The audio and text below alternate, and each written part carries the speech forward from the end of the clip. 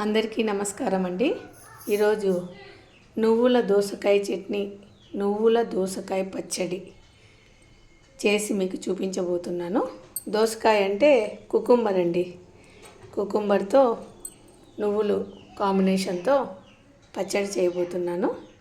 చూడండి, చాలా బాగుంటుంది, ఆరోగ్యానికి మంచిది, రుచికరంగా కూడా ఉంటుంది. చేయడం కూడా చాలా సింపుల్.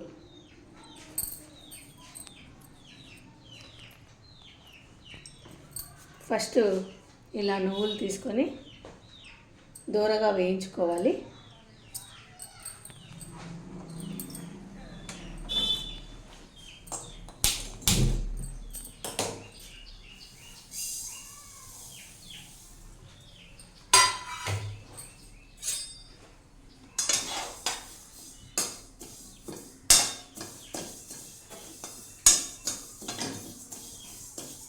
ఇలా దూరగా ఒక 5 నిమిషాల పాటు వేయించుకోవాలి. ఇదే విధంగా నువ్వుల స్థానంలో వేరుశనగ విత్తనాలతో కూడా చేసుకోవచ్చు. రెండు చాలా బాగుంటాయి. మేము ఒక్కొక్క రోజు ఒకసారి చేసినప్పుడు నువ్వులతోనూ, ఒకసారి చేసినప్పుడు వేరుశనగ విత్తనాలతోనూ చేస్తుంటాము. ఇవి వేగడానికి 5 నిమిషాల టైం పడుతుంది. ఇలా 5 నిమిషాల వేగిన తర్వాత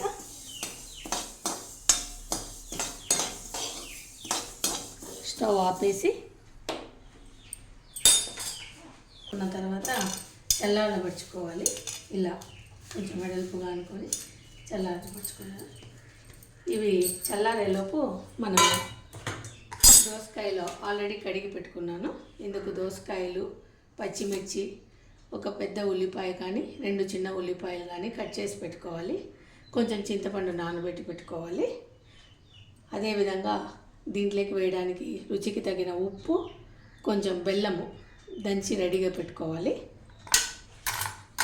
నా దగ్గర అయితే బెల్లం దంచి రెడీగా స్టాక్ పెట్టుకుంటాను. ఇలా దోసకాయని ఈ విధంగా కట్ చేయాలి.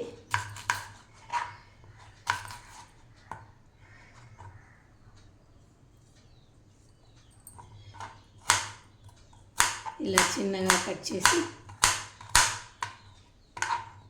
రెడీ చేసుకోవాలి.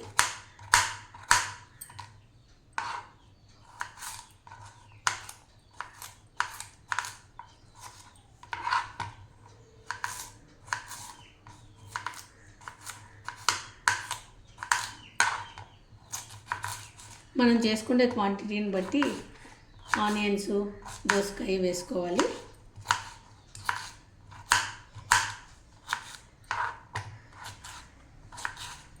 ఈ క్వాంటిటీకి అయితే, ఈ నువ్వుల క్వాంటిటీకి అయితే 1 కప్పు అనుకోండి. 1 కప్పు నువ్వుల క్వాంటిటీకి అయితే 1 దోసకాయ, 1 పెద్ద ఉల్లిపాయ లేదా ఒక 2 చిన్న ఉల్లిపాయలు, కారానికి తగినంత పచ్చిమిర్చి సరిపోతాయి.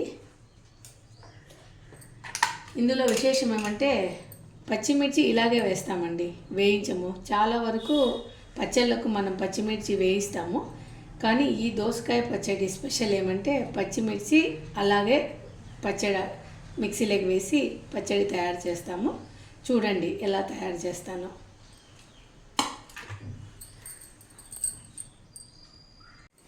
చల్లారిన నువ్వుల్ని ఇలా చాట్లోకి వేసుకొని ఇలా చేత్తో నంచుకోవాలి.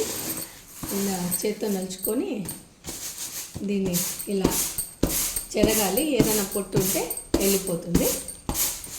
ఆ తర్వాత వీటిని ఇలాగే మిక్సీ గిన్నెలోకి వేయాలి.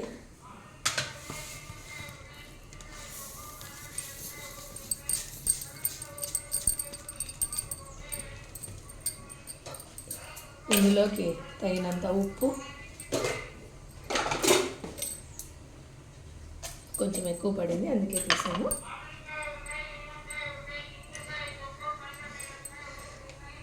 బెల్లం పొడి, ఆల్రెడీ బెల్లం దంచి పెట్టుకుంటానని చెప్పాను కదా, బెల్లం పొడి వేసి ఫస్ట్ ఒక రౌండ్ ఆడించాలి.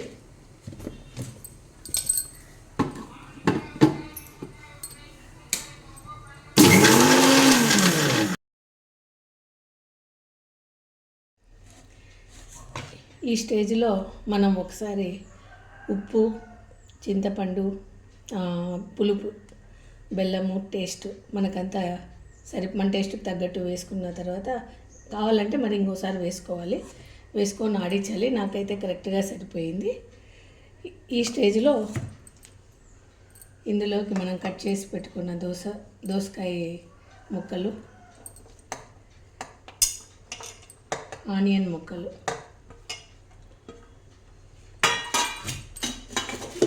రెండు ఇలా వేసి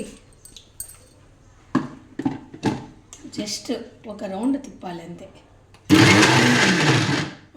ఎందుకంటే ఎక్కువసేపు రన్ చేసినామంటే ఆనియన్స్, దోసకాయలు మొత్తం పేస్ట్ అయిపోతాయి, అప్పుడు టేస్ట్ బాగుండదు.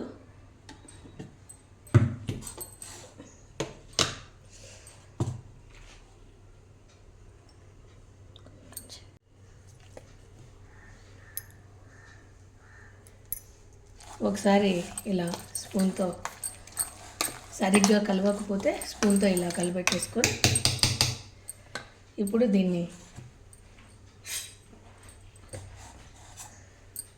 మన డిష్ కంటైనర్లోకి ట్రాన్స్ఫర్ చేసుకోవాలి. ఇది ఒట్టిగా ఇలాగే అన్నంతో కలుపుకొని మెయిన్ డిష్గా కూడా తినివేయచ్చు, లేకపోతే పప్పు కాంబినేషన్తో అయినా కూడా ఇది చాలా బాగుంటుంది. ఒకటి మాత్రం నిజమండి, ఇది టేస్ట్తో పాటు హెల్త్కి చాలా చాలా మంచిది. ఇప్పుడు అందరూ ఐరన్ కోసము నువ్వులు తినమని చెప్తున్నారు కదా, నువ్వుల లడ్డు ఇలా అవన్నీ చేసుకొని తినమంటున్నారు. ఇదైతే ఎప్పటి నుంచో ఉన్న మనకు ట్రెడిషనల్ ఫుడ్. మన పెద్దవాళ్ళందరూ ఇలా రెగ్యులర్గా నువ్వుల చట్నీ చేసుకొని తింటూ వస్తున్నారు. ఈ డిష్ మీకు నచ్చితే అందరూ లైక్ చేయండి. నా ఛానల్ మొదటిసారి చూస్తున్నవారు సబ్స్క్రైబ్ చేసుకోండి. Thank you for watching.